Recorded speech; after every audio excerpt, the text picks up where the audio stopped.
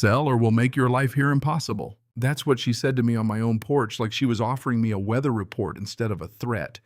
And I remember standing there with a coffee mug in my hand thinking, "Lady, you have made a very expensive mistake." By that point, I'd already had 6 months of certified letters, fake fines, and the joy of watching my neighbors get pushed around over docks their grandfathers built with their own hands. So when she offered me $340,000 for land my grandfather bought with 11 years of a plumber's wages, I didn't get scared. I got still. She looked at me like I was the problem, like I was some stubborn old cabin owner too dumb to understand progress. Old flannel shirt, weathered porch gravel drive, beat-up aluminum canoe chained by the dock. She saw what she wanted to see. What she never bothered to ask was why a man would drive 4 hours every weekend for 30 years just to sit on that porch and listen to a screen door creak. That cabin has a smell to it in late May. Pine resin baked into the boards all winter, a little lake water in the air, old wood warming up in the sun. The screen door has this two-note groan that my daughter used to copy when she was 4, pretending the place was haunted. I'm 51 now, and I've learned that the things that matter most in life usually come back to you as a sound or a smell or a feeling in your chest you can't quite explain. My name is Garrison Aldcroft. I grew up in Rutherford County, North Carolina, the son of a machinist and a school librarian. We were not rich, not even close. My grandfather, Elmore Aldcroft, bought Hardwick Lake and the land around it back in 1961 after a timber company stripped the hills and wanted out. $12,000 cash. He saved for 11 years to do it. He used to tell my father, "You can always make more money, but you can't make more lakes." He was right about that. Life took me in a different direction. I studied civil engineering, got into water rights, built a business, sold one, built another. And somewhere along the way, I ended up doing better than anybody in my family ever imagined. The numbers got bigger. The suits got better. My accountant got fancier. But I kept the cabin, always kept the cabin. Didn't matter how much money I made, that place stayed exactly what it had always been. A real cabin, not a showpiece. The fridge was old, the dock boards warped every few years, and I loved every inch of it. Around Hardwick Lake, the surrounding lots got carved up over time. Families built little places, then bigger ones, then some folks moved in full time. Most of them assumed they owned what they could see, and I can't blame them for that. But what most people never understood, because nobody ever explained it clearly, was that the lake itself and a 100-foot easement along the shoreline still sat under the Aldcroft family trust. My father handled it the same way my grandfather did. Quiet annual renewals, no drama. Everybody gets access, everybody behaves like neighbors. That worked just fine until Beverly Scranton showed up. Beverly moved into Lot 14 and inside 6 months ran for HOA president. Won by 4 votes. Then she did what people like Beverly always do when they get a little authority and mistake it for destiny. She started rewriting the rules so they fit whatever irritated her that week. Weathered siding became an aesthetic concern. Old docks became visual blight. Boats, canoes, gear, anything with a little age on it became a problem if she thought it looked too working class for her version of lake life. The first certified letter landed in my mailbox in spring of 2022. She cited my siding color, my dock, and my canoe. I read it twice, poured another cup of coffee, listened to that screen door groan in the breeze, and thought, all right, let's see how far stupid wants to go. Turns out pretty far. 2 weeks later, she organized what she called a community standards walking tour, which was just Beverly and a few board members marching down the shoreline road with clipboards and a camera pointing at people's homes like they were judging livestock. I watched them from the porch. I could hear her before I saw her.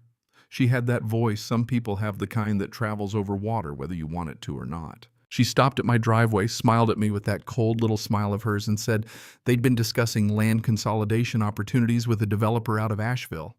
Said it like she was sharing good news. Then she left me a packet on the porch railing, comps violation notices and a purchase offer, $340,000. Now, you don't have to know much about real estate to understand that was a joke. Comparable lakefront property around there was selling way above that. And mine wasn't just a cabin lot. It came with deed rights. Nobody on her side had bothered to study timber value they didn't know about. And shoreline control they definitely didn't understand. That was Beverly's first real mistake. She thought paperwork was whatever she printed out and stapled together. I knew paperwork was whatever got recorded at the county office and survived 50 years. So I called my attorney Theodora Vance down in Charlotte. Theodora is one of those people who sounds calmest when somebody else is about to have a very bad month. I told her everything. The letters, the fake fines, the walking tour, the lowball offer, the talk about development. She got quiet for a second, then asked me one question. Have you pulled the original easement filings lately? I said no. She said, do that? Because I have a feeling this woman is trying to enforce rules on land she does not control. She was right. More right than even I expected. The first thing we confirmed was simple. My lot was older than the HOA, never folded into their declaration, never made part of their voting structure, never bound by the rules Beverly kept quoting at me like scripture. In plain English, she had been fining a man who wasn't even in her jurisdiction. Every letter she sent me was legally worthless. But that wasn't the twist. That was just the warm-up. The real turn came when Theodora dug through the shoreline easement files and found a clause my grandfather had built into the renewals decades ago. Quiet little paragraph. Easy to miss.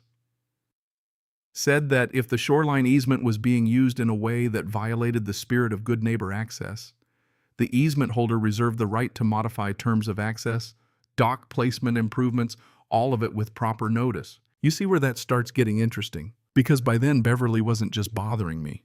She'd bullied Wendell Ketterman on Lot 7 into repainting his cabin after slapping him with an $800 fine he couldn't afford to fight. She'd pressured the Mayberry family into tearing out an old dock extension their grandfather built. She'd filed county complaints on people over nonsense. Wind chimes, dock boards, pure petty tyranny with a postage budget. And the more I watched it, the madder I got. Not just for me, for everybody. That's the ugly thing about petty power. It never stays in one lane, it spreads. Then came July, and Beverly got clever. She filed a county safety complaint on my dock, hoping maybe the county could do what the HOA couldn't. A code officer came out, walked the boards, bounced on them, looked at me, and said, honestly, this thing's sturdier than half the docks I see. No violation. More paper for my file. By late summer, Theodora had done a full title review, and that's when the whole thing cracked open. Back in the 1980s, when a developer subdivided the lake parcels, he'd worked from a bad survey. Not a wildly bad one, just bad enough. It pushed the private lot lines about 12 feet farther into the shoreline than the recorded easement allowed, which meant a 12-foot strip running along the developed shore, the strip everybody thought was theirs, was legally still inside the Aldcroft easement zone. Every dock, every boathouse, every improvement built in that strip, technically governed under the rights my family still held. Now I want to be clear about something. I did not want to use that against my neighbors. Wendell wasn't my enemy. The Mayberrys weren't my enemy. Most of those families had been living off the same bad assumptions for years. But Beverly and that Asheville developer, they were trying to use the shoreline as leverage to squeeze me into a sale, and all of a sudden I was holding a legal crowbar they never saw coming. Then Theodora's office found something even uglier. A public investment filing from that developer's fundraising round listed Hardwick Lake as a target acquisition area. Not in general terms either. They specifically referenced the north end anchor parcel occupied by a legacy landowner. That was me. And in the same mess of paperwork was language describing Beverly's community alignment work as part of the acquisition strategy. That was the moment the whole thing changed shape in my head. This wasn't just an HOA president with a control problem. This was a pressure campaign. Use HOA authority to create hassle, depress the value, make the old cabin owner tired enough, isolated enough, embarrassed enough that maybe he sells cheap and goes away. It was small-town dirty wrapped in legal stationery. I remember sitting on the porch with that paperwork in my lap, the lake going gray in the evening, and feeling two things at once. Furious and weirdly calm, because once people show you the truth of what they are, the guessing stops. After that, it's just mechanics. The unexpected ally in all this was Wendell Ketterman. 74 years old, tired eyes, hands like roots, bad instant coffee in his kitchen, little terrier snoring in a patch of sun. Wendell had kept records in a spiral notebook. Every fine, every date, little pencil notes in the margins, things like no authority and something's off. He'd felt outgunned. A lot of people did.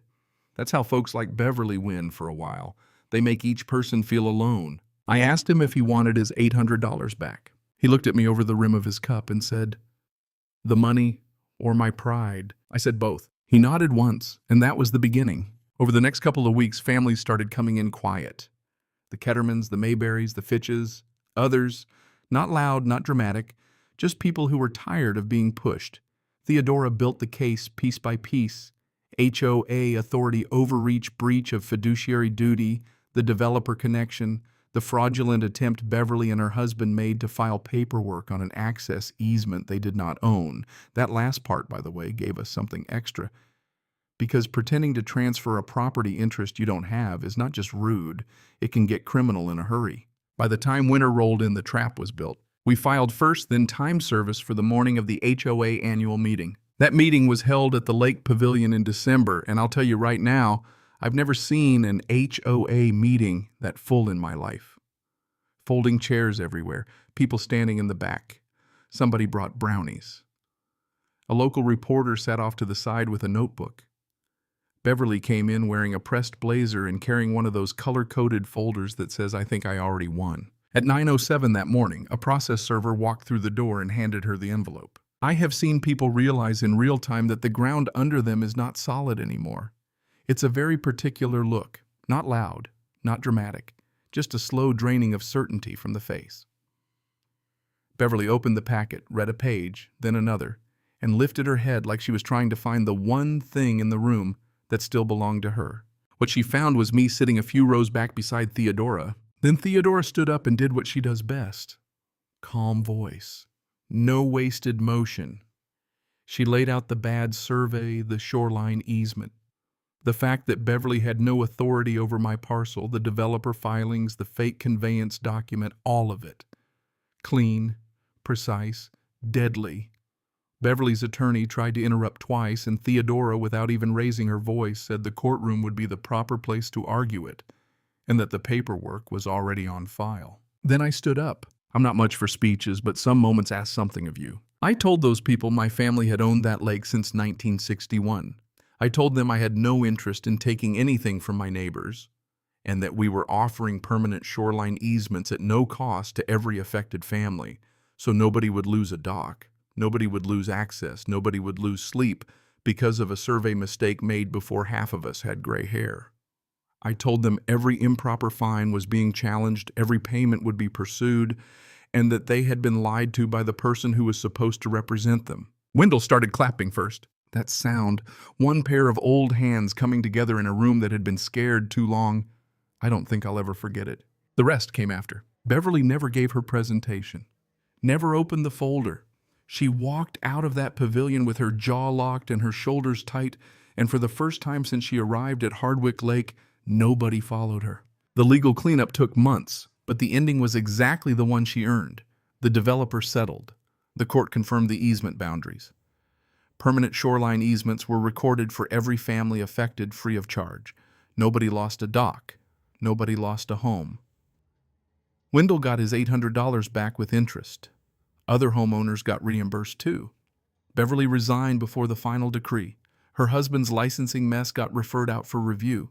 And before long, there was a for sale sign sitting in front of Lot 14 like the punchline to a joke she wrote herself. The sweetest part, though, wasn't the money or the filings or even the look on her face that morning in the pavilion. It was this. My grandfather bought that land with 11 years of hard work, and in the end, it stayed what he meant it to be. Not a trophy, not a developer's anchor parcel, not a playground for people who confuse status with character. It stayed a place where neighbors could keep fishing off old docks, where families could come back every summer, where the ridgeline and the inlet and the hardwoods would outlast all this foolishness. That whole mess taught me something, and it wasn't some polished little life lesson fit for a greeting card. It was simpler than that. Power gets real ugly when people think nobody will read the paper, ask the question, or push back. And decency, real decency, is not being soft. Sometimes it's drawing the line, then making sure the line holds. The cabin still smells like pine and lake water in late May. The refrigerator is still too old.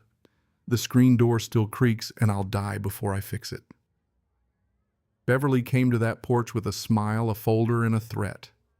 She left Hardwick Lake with a lawsuit, public embarrassment, and a moving truck. So let me ask you this.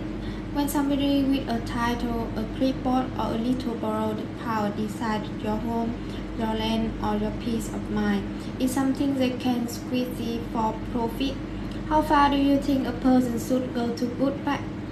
Where Beverly that and that developer just playing hardball, or is there a point where pressure turns into something rotten? Tell me where you land on that.